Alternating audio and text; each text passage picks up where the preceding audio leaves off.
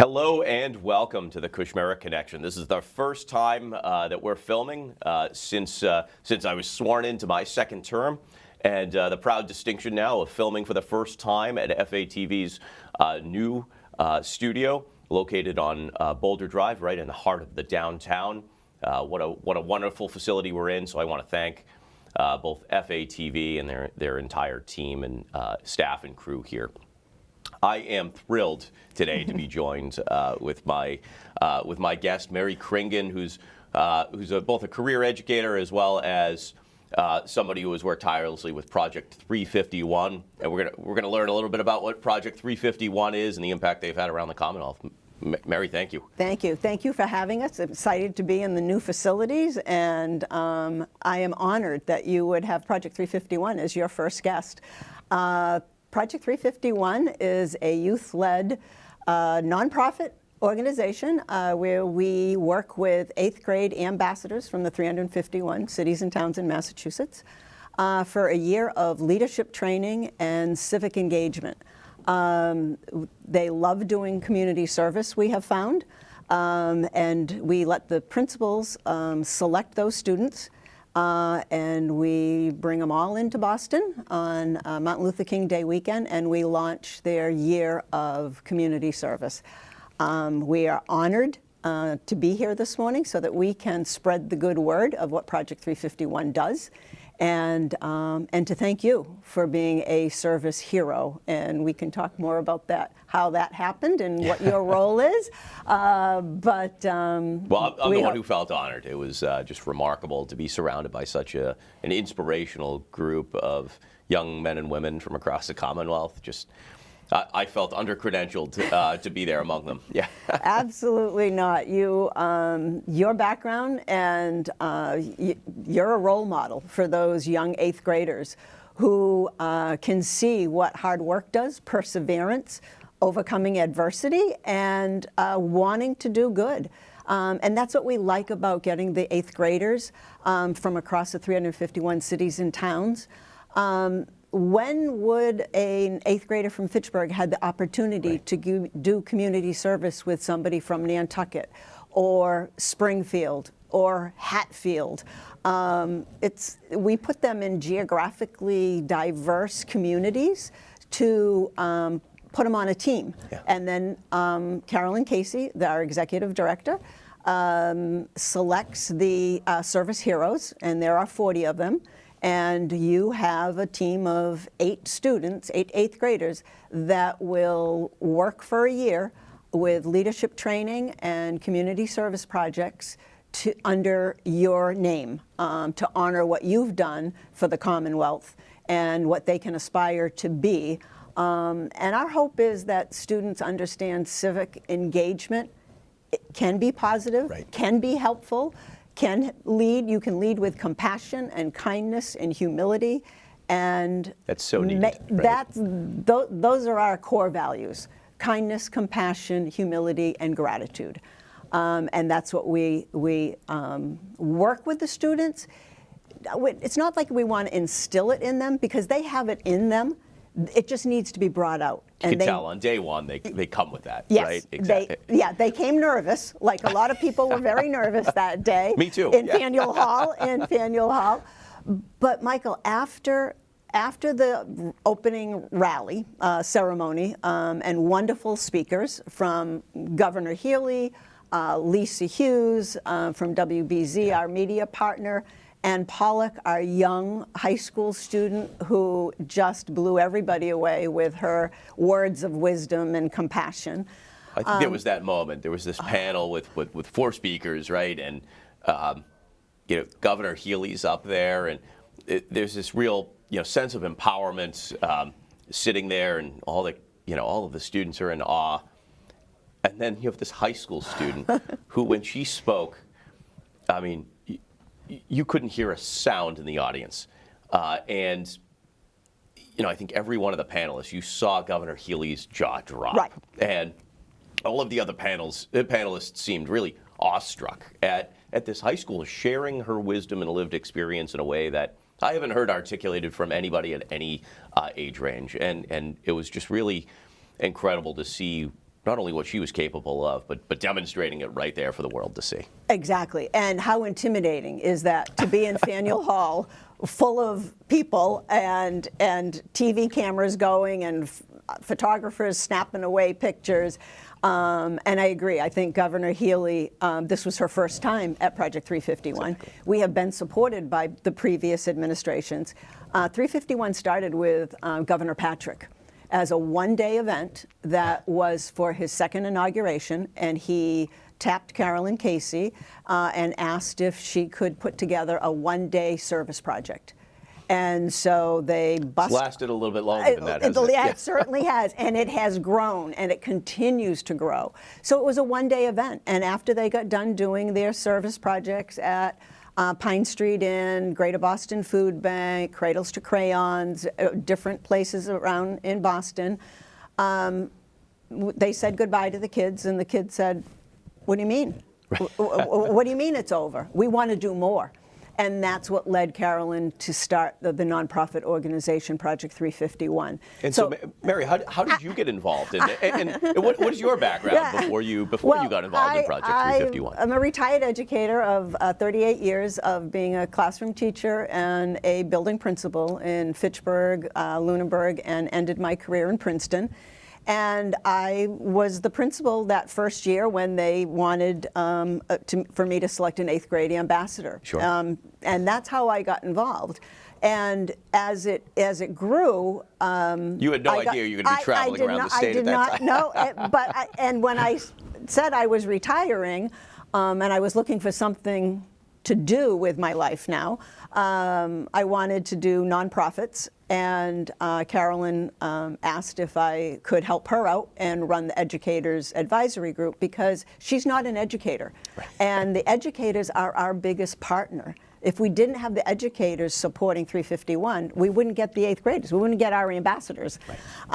So I started doing chaperoning the buses to Gardner. So I go to Gardner, get on the bus with 25 kids from this area, and bring them into Faneuil Hall, spend the day with them, do different activities with them, and then ride the bus back to Gardner I think we got back at 7:15 that night. That's a long day. It was a long day. Yeah. But in those 3 hours of community service, so after the program, they dispersed out, and I went to Cradles to Crayons with your team that was there, and for 3 hours, they sorted hats and mittens, they cleaned shoes, they sorted through books. The best thing, they took, they called kid packs, and they get a little card that says 8th grade boy, 8-year-old boy, summer clothes. And then they would go shopping in the Giving Factory and put outfits together. They felt so good about themselves. Others went to, they put and it opens your eyes, together. I'm sure, to philanthropy and nonprofits. They were amazed. And in those 3 hours, those 351 kids impacted 6,152 lives in 3 hours. That's so incredible. They saw what you can do in 3 hours' time to impact our residents of the Commonwealth. And so they get ignited. Tomorrow night, right now they're going through Service Learning Academy, where they get on calls at night, and they are now doing the Celtics Playbook Initiative for anti-bias, anti-discrimination curriculum, and they're learning how to be upstanders and to stand up for injustices that they see, and to kind of give them the courage and the voice to be able to solve some of our biggest problems in our country. Yeah. So they do that, and then they'll start their first project, which is collecting clothes for Cradles to Crayons. You know, it is really one of those. I couldn't help but just sit back and reflect after the one-day event, and really reflect on what the program is, but also what my takeaway was from that experience, and exactly what you just spoke about, of really tackling some of society and our country's biggest challenges. And it's easy, right? You watch a few hours of news and you can really feel down about where we are as a country and the divisions that exist. But to have been in that room surrounded, by kids from 351 communities and see how they work together and the hope and the optimism that was in that room, you can't help, it was contagious. I couldn't help but walk out of there feeling so optimistic about our Commonwealth and about our country and thinking, these are the future leaders, the future leaders in city halls and town halls and state capitals, and hopefully one day our nation's capital. I mean, you could see the leadership was already there. They're ready. Yeah. Yeah, I think when Pollock spoke, and she's a freshman in high school, and it's like she'll be a representative, or maybe she'll be governor someday, that type of thing. Exactly. And that's our hope, is that we give the kids the opportunity to be a leader, and they're going to live this longer than we're ever going to live this. That's right. And so they want to do good. They keep saying, what else can we do? What else can we do? Can we do this? I like being around kids, obviously being an educator for all those years, but this is a different type of working with young leaders, and encouraging them and helping them navigate who to call, how to deal with the press, how to be responsive when somebody asks you, can you do something for us?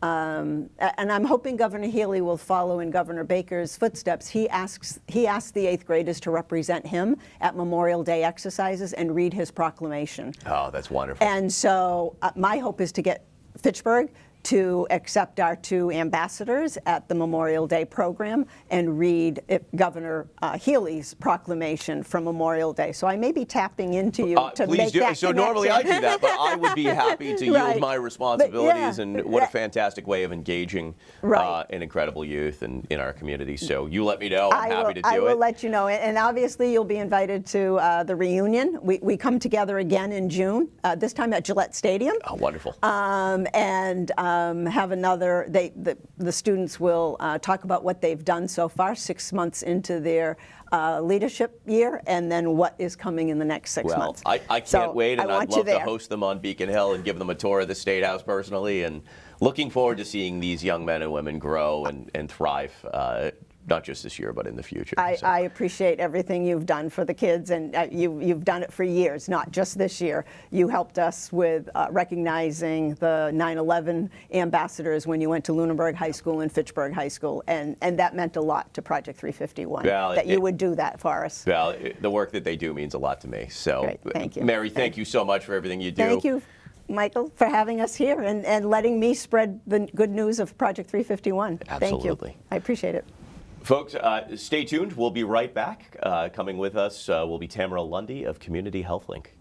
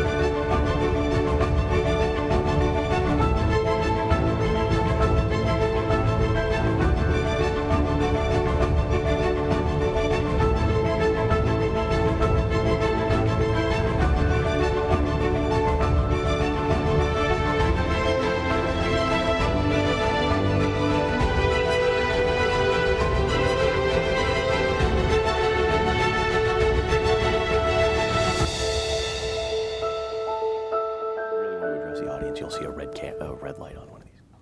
Hello and welcome back. Now joining me in studio is Tamara Lundi. She is the president of Community Health Link. Tamara, welcome. Thank you for joining me. Thank you so much for having me. It's a privilege to be here. Oh, absolutely.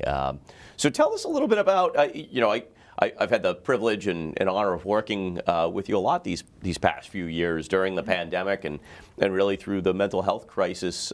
Talk to us a little bit about who you are and how you got started, but also a little bit about Community Health Link. Sure.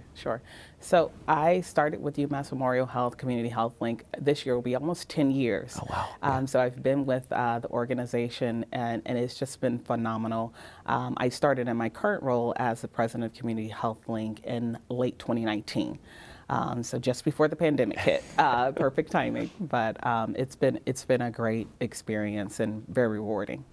Oh, fantastic. And is human services and mental health, behavioral health, has this always been an area of passion for you? At what point did you realize that this is the field you wanted to go into? Absolutely, it has been. And initially, I thought I wanted to help and heal individuals through being a doctor. Sure. But I would say that about 2 or 3 chemistry labs into my pre-medicine track and a couple of near explosions, I realized, okay, maybe there's another way to do this, and I had a bit of an epiphany, and along the way stumbled into social work and really just fell in love with the field, and it aligns really well with, I feel like, my core values as serving individuals who are oftentimes left in the margins of society and not heard or not seen, and so it really just sparked a significant interest, and so I headed down that path. I would say that over the time, in working with clients and families, I began to recognize my desire to help individuals grow and thrive and heal was oftentimes sort of challenged with the way our health systems are set up, right? And so whether someone needs social or emotional, behavioral health, physical health, we would sort of cut the body from the head, right? You get your head served over here, mental health, and then your physical health, you're served in another location. And my bent philosophically is really, how do we holistically help individuals heal and thrive in who they are and be the best version of who they are.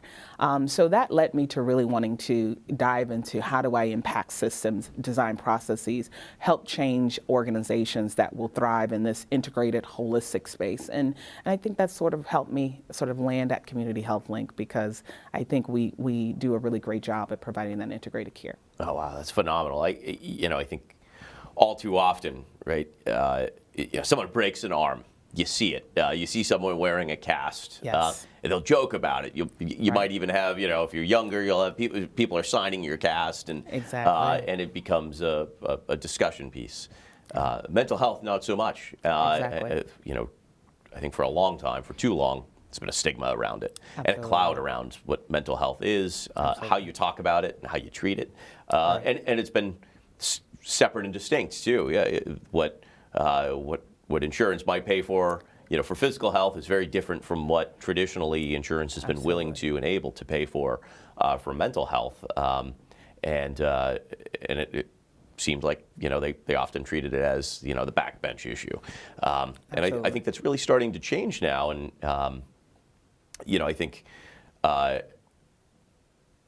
for most of my life, my early childhood was really defined by, family issues with mental health, with substance abuse, and it affects everybody, and it affects an entire Absolutely. family if even only one person is suffering. Right. And I think no more has that point been underscored than through COVID, right? Absolutely. And the isolation around folks combating mental and behavioral health issues, and it's really been tremendous to see your organization step up and see CHL out there on the front lines, really helping to bring access to populations and people that have felt neglected for decades. Can you talk a little bit about how the mental health crisis and COVID really kind of converged and what we're dealing with right now? Yeah, absolutely. I mentioned before that I became president in December of 2019, and then the pandemic struck in February, March of 2020. And so as any new leader, you come in with your plans and strategies and where you want to see the organization go and how you can help support and lead it to get there. And the pandemic struck, and it was sort of all bets off, right? We were really thrust into how do we survive? How do we help our clients and our families and communities survive?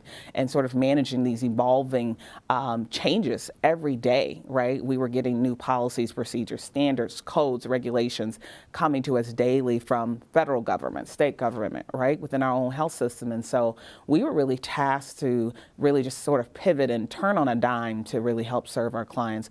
One of the things I would say that I'm most proud of is throughout the pandemic, CHL kept all of its programs open. So we have 60 plus programs, and whether it was through telehealth or if it was continuing to provide our in-person services around the clock at our 20 group homes or our inpatient residential facilities, we kept our doors open. And that was incredibly powerful, I think, for our communities and our clients at that time when people were in such crisis.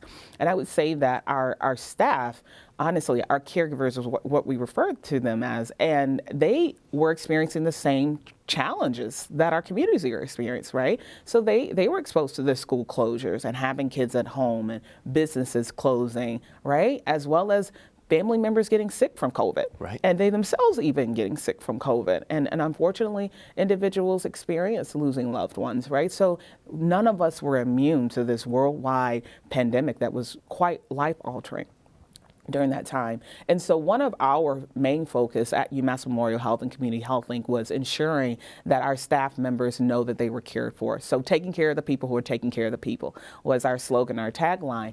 And we would commit to not laying off anyone throughout the pandemic. And I recognize a lot of businesses and organizations did not have that opportunity, but we did not think that that was the time for our caregivers to have to worry about how am I going to put food on the table, right? Or am I going to be able to pay my rent the next month? And so that was something incredibly important to us, and it was a commitment we made early on during the pandemic, and thankfully we were able to stand by that commitment. And so that was something I'm very proud of, and our caregivers really just stepped up to the plate.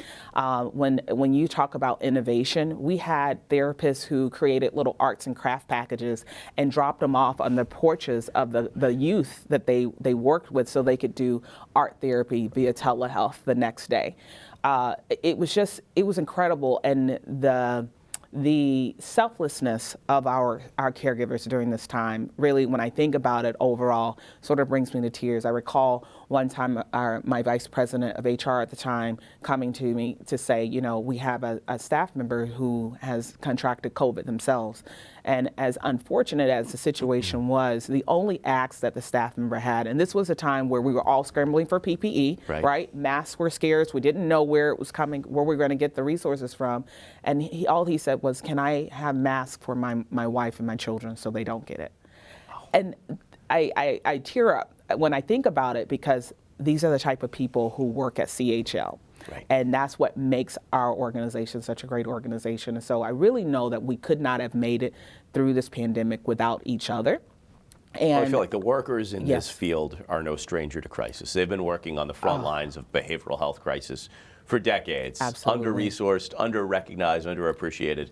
And then when this crisis struck, it really seemed like this was the moment, and it seemed like social workers and healthcare workers got together and they knew, we've already been working through this. This is what it's been like for a long time, and really seemed like out of all the fields that yours was most prepared to act and to step up. I would say they stepped up to the plate. You know, I always joke and say that we've always been challenged to try to make a dollar out of 15 cents.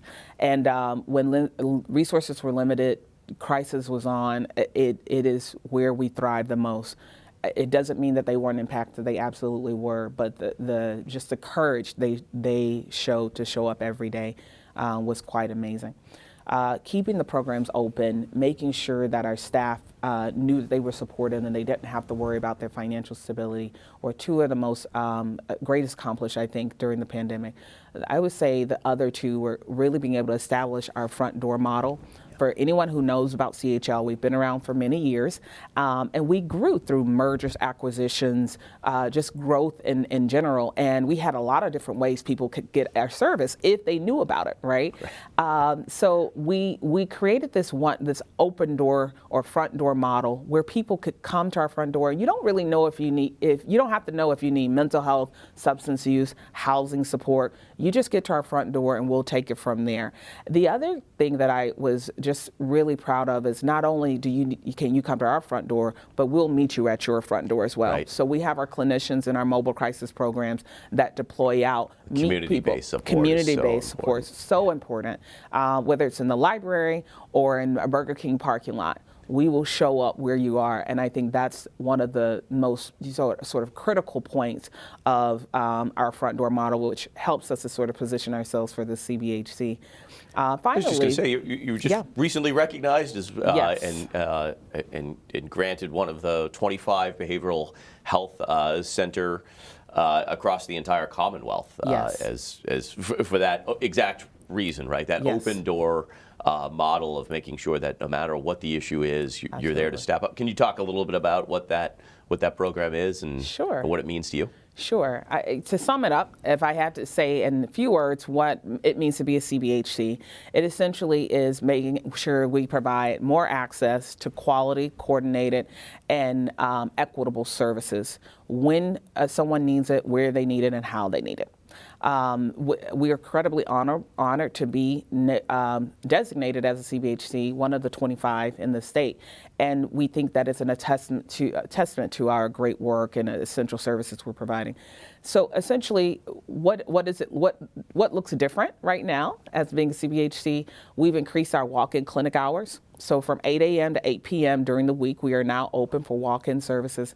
We also have our 9 to 5 on the weekends. We're open for services as well for clinic hours. We have our mobile crisis team that I talked about before.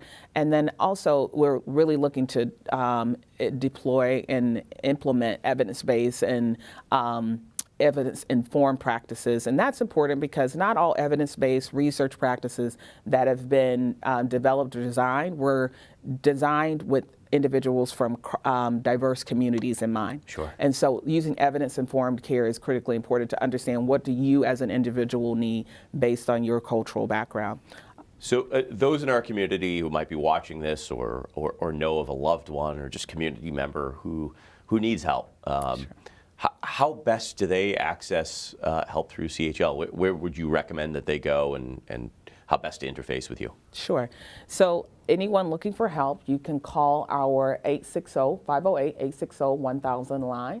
You can also go online to our Community Health Link website where you can click on a link and ask for request services there as well. And walk-in, we're available where we have a headquarters here in Leominster as well as in Worcester, but we're throughout central Massachusetts. So please feel free to reach out if you ever need help. And to those mental health and behavioral health workers who are in our region, as well as those who are aspiring to join the field, any advice for them?